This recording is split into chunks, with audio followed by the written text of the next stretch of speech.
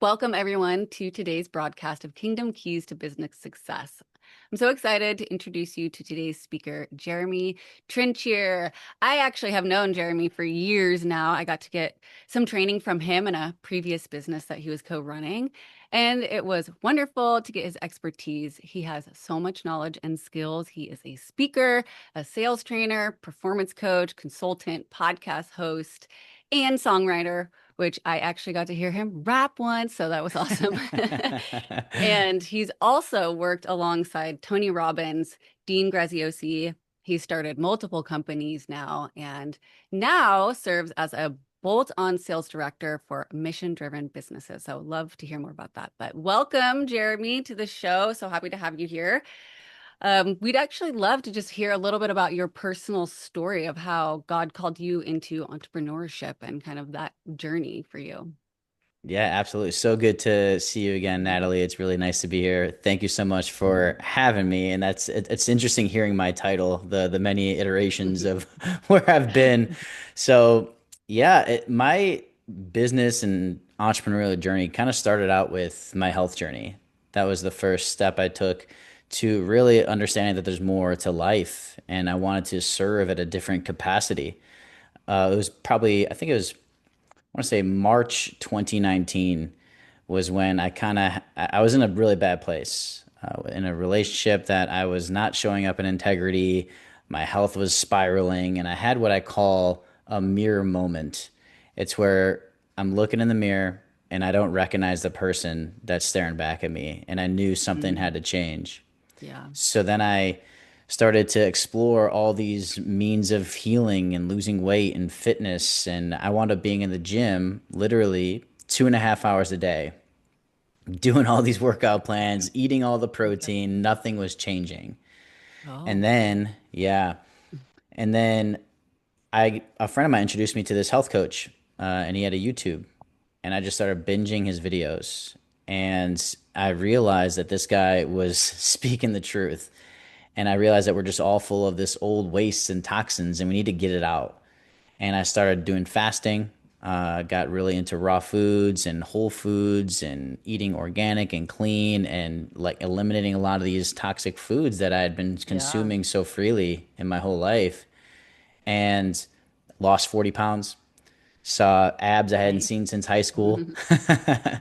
And then all of this led me back to church, and I knew that I wanted to live a life of service and do something different, not the traditional route. I always kind of knew that I was a black sheep in my family and my surroundings. None of my friends or family had started a business before, and I knew I kind of didn't fit in the traditional kind of corporate route of 9 to 5. things. Yeah. Right. Hmm. So as I rediscovered my health and rediscovering my relationship with Jesus and going to church every single week, I was all in. I was Hmm. all in Yeah. on it. And that led me to entrepreneurialism and started a health coaching business, started out there, and then wound up moving to San Diego. I did van life. I did the van life hippie thing, and that was kind of like my Nice. first step into doing something really different. Yeah. Traveling, and I found a church in San Diego, and that Wow. ultimately opened a door to me being introduced to Dean Graziosi and Tony Robbins' team, and I started working with Um, them. And then I found my passion for speaking and influence, and ultimately led me to starting multiple companies. Started a company with Cody, as you mentioned earlier, and it led me here. Now I'm speaking on stages, helping people with their sales process and their businesses, and it's haven't really looked back since. It's been such a beautiful journey.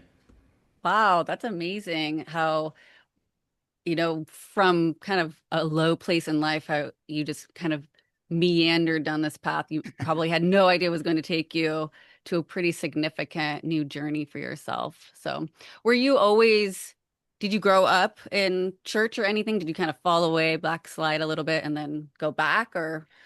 Yeah, so I grew up Catholic, went to a Mhm. Catholic grade school and a Catholic high school, and then went away from it all. And it was kind of like I was going through the motions, kind of just Yeah. get dragged to church and go to church with school, and then Then I went to college, and definitely I just went to church like for like Ash Wednesday and Yeah. and Christmas. That was about it. So it took me to hit that low place. I have a podcast called The J Curve, and I call this, there's like 4 points on the J curve, right? It's the origin, which is the beginning of the curve, then the rock bottom, then the kind of aha moment to Mm. exponential growth, if you're familiar with the J curve on a graph. Yeah. Brilliant. So I had my rock bottom moment post college when I was completely lost, living like a complete double life pretty much. And then I found my way back to the church. And I thank God, because my former fiance at the time, she was the one that she was kind of dragging me to church. I was like kicking and screaming a little bit.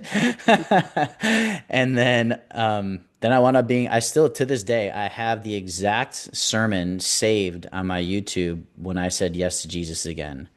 And I revisit it once in a while. This is an opportunity for Mhm. me to revisit it because it's such a beautiful sermon. But yeah, so I went away from it, and I came back, and it's been quite a ride since. Nice. That's awesome. So, how do you feel like God took you on a journey into a place that felt familiar? Was it like, because some people feel like, okay, this is my calling, I kind of see, or did it feel foreign to you? Because sometimes he pushes you into things that you had no idea that you were going to do. That's a good question. I think ultimately, when I look at the story of Jesus, he pursued people that were kind of outcasts, that didn't really fit in, that were going away from things, and he brought them back, right? Mm-hmm. Not to become fishers of men, right? Like Yeah. the renegades, more or less, the criminals. So I needed to kind of go down that suffering route. And I knew my whole life I've had this kind of creative edge to myself. I love telling stories, I love music and creation. So I knew that I was meant to create something. Yeah. And so I think I had to go down that route of, again, that double life, knowing that it wasn't for me. That wasn't me, and it wasn't for me. And I had to get in touch with the creator to tap into my creative gifts. I Yeah. always say God's greatest gift is creation. Hmm. And if we're not creating something, we're doing ourselves and God a disservice. So Yeah. I say that could Yeah. be anything. That could be business. That could Right. be baking a cake. That could be Yeah. creating a song, writing a poetry, sketching something. And I've always called myself an artist. And as I drift further and further away from that, I realized I got deeper and deeper and deeper in the wrong places. And then Yeah. as I got reintroduced to the word, to church, to my creative expression, okay, now this is familiar. This is familiar because it's within me. Yeah. Yeah. It's so true that, I mean, he gave us dominion to create in this world. But I think that people, when they aren't sitting in that ability to create, when they don't know how, or they're just stuck in some darkness of some kind, then they just feel really separated and don't know who they are, or their identity, and just it all comes down to knowing who they are in Christ, and that you're here to create. And it could be anything. It really can. It can be anything. We all have our own unique gifts that God gave us. So once you kind of started working yourself back into who you are, coming back up that J curve, what did you start doing to stay in alignment with that? What did you start doing with God or partnering with Him that made a difference in you being able to keep going in that trajectory? I tried new things. That's number one. Number two is I continue to write. Writing is such a powerful tool, getting your thoughts to paper. Um, I've been a huge fan of Jim Rohn lately, and he says stop using your brain for a filing cabinet. So start True. writing things down. Write it down in your journal, That's diary, awesome. whatever. Yeah. Yeah. Yeah. So trying new things. Like I've started multiple different companies. Did they all go great? No. Hmm. but But you I keep tried trying. them. Yeah, you keep I kept trying. trying Yeah. them. Was health coaching for me?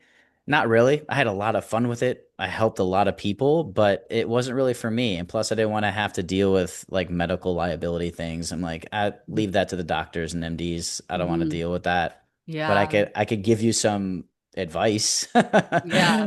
So that Yeah, didn't that's really work true. out for me, right? And so I just kept trying new things, and we only get one at bat at life. So if we're not going to swing, like what are we even doing here? So try new things, write things down. Mm-hmm. And I think it's a Mark Twain quote. He said, whenever you're on the side of the majority, it's time to pause and reflect. So whatever everyone else is doing, maybe take a look at what's going on. Can I be doing something differently? And if you've had this like yearning, this something that's been deep within you your whole life, maybe it's an opportunity to let it out in some capacity and listen to that whisper. Yeah.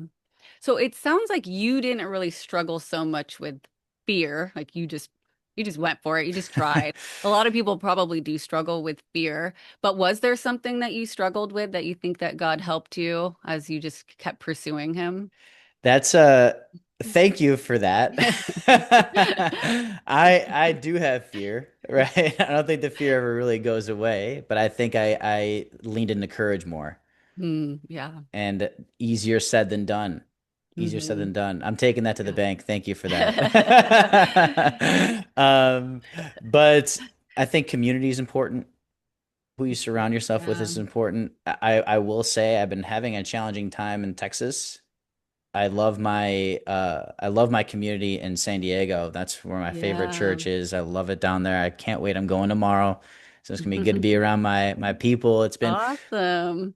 yeah, so finding an aligned, I guess, environment is so important to help you stay rooted to the vine. And I've gone to like six different churches out here, so I haven't really found a home here yet, which is unfortunate. Who knows? Maybe I'll be back in California sometime. Yeah. But that's what's been the most important is to find community. And I'm really grateful for our mutual community that we currently are a part Yes. of, Yeah. which is good to have that. So yeah, that's Yeah. what's coming through right now is the importance of Yeah. community because it's easy to be astray. It's easy to drift. Right. And having people support you, encourage you, keep you accountable, all those things are really helpful. And when you're around other people who are being successful too, you have someone to model, look up to, and kind of give you that extra courage. I think, yeah, you're right. Community is huge. So Yeah. It's definitely. interesting. Yeah, I once heard someone say if you surround yourself in rooms of people who are experts in ice cream, you're gonna be an expert in ice cream. You're gonna know all the flavors, right? But is that really conducive to what you want to do in life? So if you want to surround yourself, if you want to be a model in the marketplace, or if you then you got to surround yourself with people who are doing the thing Yeah. and who are spiritually tapped in and are exercising their spiritual muscle. So then you can, Yeah. that's really the key, and it really doesn't have to be too complex either. Yeah. That's true. I mean, God's always trying to make us remember that it can be easier. I think that's a little bit more of my story, which I won't go into, but it's definitely more of a I need to rein you in. Like you're trying to do too much. You're trying to control everything. Like let me do some of the work for you. So um everybody, comes from a different place and needs a little tweaking here and there, to get into that alignment. What do you do? What's something that you do daily that you can share with the audience that helps you stay connected to God so that you can feel like you're still walking in obedience to him? Yeah, great question. I think I call it the open mind, open heart, open body. That's my morning practice. So I start every day doing some breath work and meditation. Then I'd open my heart through gratitude and reading scripture. And then I open my body in some capacity, whether that's moving, stretching, going on a walk, or going to the gym. So that's every single morning. And if we're not honoring our temple, because I believe we're only as strong as our weakest link. So if our mind is off, our body and our emotional health can be great, but if our mind's off, where are we at? If our Yeah. spiritual health is off, where are we at? So I believe in cultivating all of those areas as Yeah. as often as I can. So open mind, open heart, open body. So through those practices, I could stay honoring the temple. And I'm really proud of myself with the Bible has been a challenge for me at times, but Yeah. hand up, I'm not perfect with the Bible, but Yeah. I know my favorite scripture or my favorite verses and stuff like that. But it's been a practice of mine to make sure I'm in it every single morning, and honoring that process has been really really important. So open mind, open heart, open body, and then the rest of the day flows as it goes. Yeah, yeah, that's great. I love how you put it into sections like that, the mind and the heart and the body, because they all do need to be addressed and work together. Sometimes we're focusing on too much of one thing and then we kind of let something else go. And really, when we can get balance, I think that's the best. That's not always easy to do, but when we can get balance into our lives, then we can start achieving things. Did you, so you're kind of it sounds like you're kind of shifting into a new chapter and doing something a little bit different. Can you talk about that? Kind of why were you inspired to do something new right now?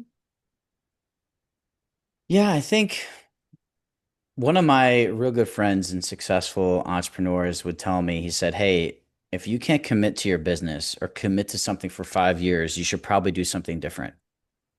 You should probably do something Hmm. different." And so I've always felt really called towards speaking, influence, storytelling, and teaching people that. And the Yeah. way and I know I mentioned this earlier, but I've been such a huge fan of Jim Rohn. I love this guy. And something he talks about is studying. And if you want to be good at something, guess what? You have to study that thing. Hmm. And I've created a community called Modern Influence because A, I want to help other people learn how to speak, sell, influence, and tell stories. A, to help people do it, but B, so I can continue nurturing and sharpening my skills, my skill set in those areas. So right now, like I have my business and I have this. This is kind of just a fun project that I'm doing is to build this space. And the most Russell Brunson once said, "Facts tell, stories sell." Hmm. Oh yeah. And I Yeah. love that quote so much because most people they don't remember the data that you Hmm. share on a speech. They remember the stories you tell. They remember how you make them feel. Like how many, I mean, you look at Jesus, right? The way he articulated his message of love and the divine and God and the relationship to everybody else is through story and parable. Like Yeah. that's Yeah. why I feel so drawn to stories because when I write music, I'm a songwriter as well. And I totally forgot that I rapped for you guys at one time. That's so Yeah, funny. it was awesome. It cut out, I think, towards the end. I was like, oh, dang Hmm. it. It It cut out in the did. middle of I the song. know. We'll have to get you to do it again sometime. Yeah, but I've been writing and performing. So you guys will hear y'all will hear my music. I sent one of my tracks to Cody recently, and it'll get Awesome. you hype. But I've always been attracted to telling stories, and so if we can articulate a message through a story, if we want to really get something across, we got to tell a story about it. Yeah. And so I've created this community to help people. I mean, this could be somebody preparing a wedding speech. It doesn't necessarily have to be some guy who's pitching something on stage, but ultimately it's to get your message out because your story matters and you never know who you're going to impact by sharing your story. What is it in the Bible, right? If it began with the word. So we have this tool, we got to use it Yeah. and we can Yeah. create through this tool. So my goal is to just help people sharpen their skills in those areas and using their voice in any way, shape, or form. And back to what I was saying about Jim Rohn, I got kind of obsessed with this concept of studying. And I'm sure you might have be familiar with Malcolm Gladwell and the 10,000 hours to mastery. Yeah. Maybe not, but like Yeah. the concept being is it's a Yeah. subjective number, right? It's Mhm. 10,000 hours, you'll master something. And so I started getting obsessed with this number, 10,000 hours. If I dedicated 4 hours a day to something, to a craft, it would take 7 years Oh, to wow. master it. Wow. Cut that in half because most people don't have 4 hours a day to You're dedicate right. to their craft. That's 2 hours a day, 15 years. And Wow. I once heard on a TV show, no less, it was like life's barely long enough to get good at one thing. So be careful what you get good at. Yeah. A lot of And time. what are most people good at? Right? Screwing up relationships, like harming their bodies, right? That's what they're good at, right? So how do we take that control back? Is studying scripture, studying speaking, studying influence, studying business. And so I'm like I said, the 10,000 hours thing has been really, really top of mind because we're here. Like I said before, we get one at bat. So how are you spending your time? What are you working on trying to master? And so my goal is to master speaking, influence, and music. That's my goal. How am I going to do that? It's going to take some time. It's going to take some time.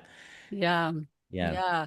Yeah, that's great. I love that. It's so easy to get distracted. I mean, I think that most people can say they have a million things to do, whether it's their business or their children, their family, and it's so hard to focus. And especially Hmm. when you're a business owner. And I know that my mistakes I've made in the past is like, what's the next shiny object? What am I doing next? And to just commit to something and stick to it and practice. I definitely have said this to myself so many times. I'm the master at, nothing. I'm good at a lot of things, but the master at nothing. And I've always wanted to feel like I'm a master at something, even though I probably could say I've spent thousands and thousands of hours obsessively learning about health, spiritual health, physical health, mental health. But I just still like, how do you ever feel like an expert in that, really? Because it's just so massive.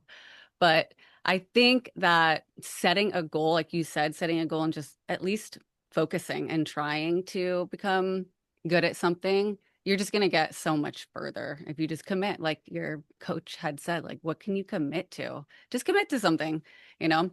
I think that God helps plant that into your heart too. If you really sit and listen to God, He has something He wants you. He's trained you, He's equipped your whole life through all the issues and struggles you've gone through to take something and just run with it, you know? Yeah, and I think Yeah. I think most people, or I wouldn't say most people, but people have challenges with commitment. People have challenges with trust. Yeah. The way I tell my clients to manage this is make micro commitments.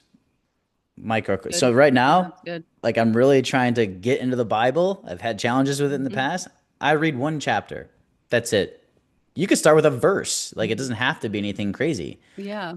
So you build Baby have those steps. micro Yeah. commitments to exercise that commitment muscle, and then you're exercising self-trust with yourself so you can trust your word and you become embodied in integrity. So that's just something that you can all start with. I mean, that's pretty popular in the Atomic Habits world if Mhm. any of y'all have read that book, but Mhm. micro Right. Yeah. commitments, and that's how you build trust with yourself and build that commitment muscle. That's true. That's great advice, definitely. Just starting small. Yeah, getting yourself to commit to at least one little thing or pairing it with another. It's also in that book. Just pairing a new thing with something you're already doing. That's also helpful. Um, and not setting too big of commitments, too big of goals where then you just quit. So, yeah, that's great. So, you've given so much advice. I was going to ask what advice do you have, but you just listed like five different things. So, tons of things you guys can do to enhance your business skills in this interview. Thanks so much, Jeremy. Yeah. I guess just one other little thing is, sometimes people really struggle with God's timing and feeling like, they're waiting for maybe something. How have you sat with that? How have you sat with timing and just like letting things go? Because sometimes we want success, we want things to happen, but they don't yet. Is there anything that you have done or just come to terms with that has helped you with that? Ooh, that's a good question. Ah,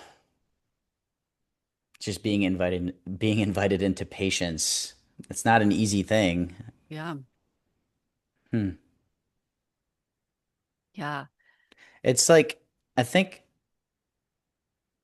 just reminding myself of God's promises to all of us. Yep. God doesn't want us to suffer.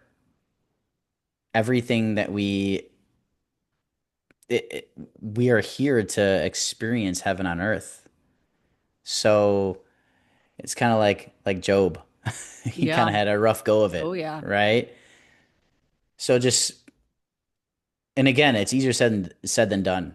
I've had plenty of times where I've fallen from the sky and gotten knocked down, but just reminding myself that it'll pass. Yeah.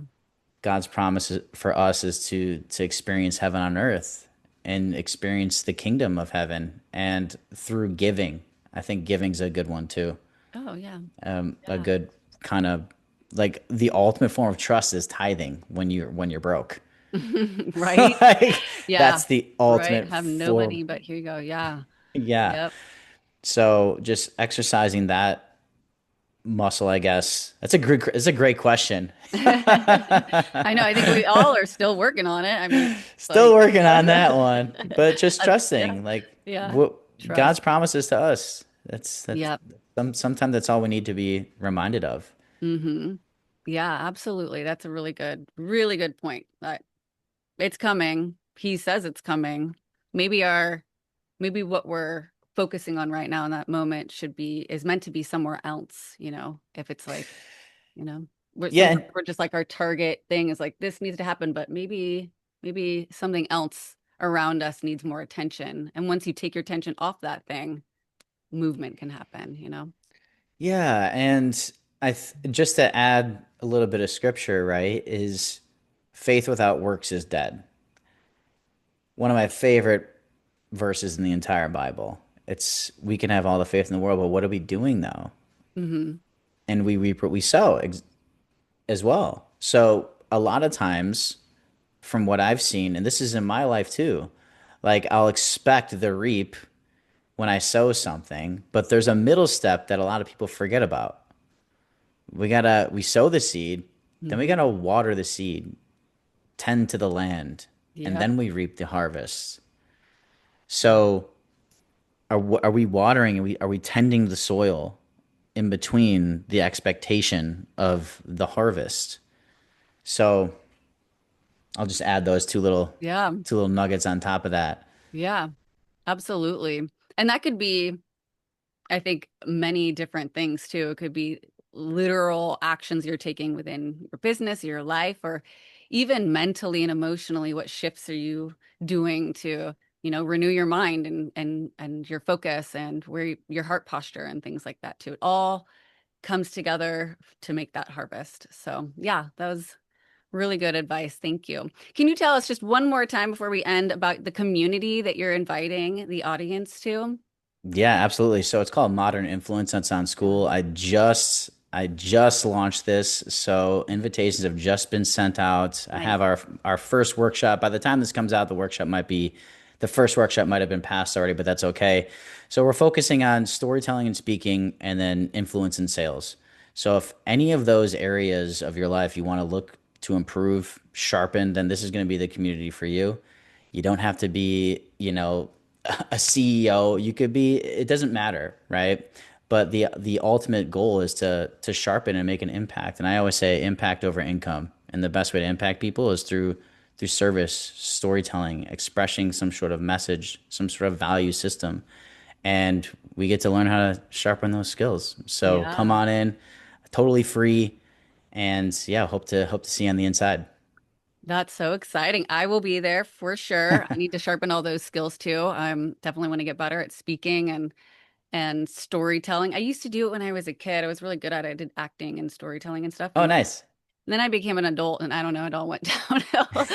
But I know the value in it. I mean, as in the career that I've had in therapy, I mean, just hearing people's stories and it's just, it adds so much richness to people's lives when you can express a story. I mean, people think, I mean, imposter syndrome is such a huge thing. And I think that this community would really help people with that, because instead of feeling like they're undeserving, they're not good enough, that when you learn that you are good enough and you have a story, it all it comes out in a way that's like you're really, really vulnerable and really confident when you just can learn how to own it. And like your story is important. You were made to be here and tell it. And so that's why it's a good skill. I think it's not only for speaking, it's like a total confidence booster. And so I'll be in it for sure. Everybody, the link is below to join, and it's also in your email. So make sure to check it out. So thank you so much for being on the show. It's been awesome. You had so many great tidbits of information, and yeah, I just love your mind, heart, and body tips, and definitely just reading the word. And there's just so much. So thank you, thank you, thank you. I hope you all got a lot out of this interview. You'll be able to see it for the next few days, and if you miss it or want it again, you can get the VIP package that has the recording for you to have forever. So thank you so much. And I really appreciate everything that you shared. Everyone, make sure you check out Jeremy's link below. And I'm just going to end real with a quick little saying. You are blessed to build, called to serve, and grace to prosper. So just remember that God has a calling for you and he wants you to succeed. So hopefully this interview series is really helping encourage you that everyone has a story, everyone has a struggle, just like you. And God's going to use you. He's going to use that story, and it's going to just accelerate your life when you really let him come in and you partner with him and you let him lead you. You're going to have exponential growth. So thanks so much for coming, everybody.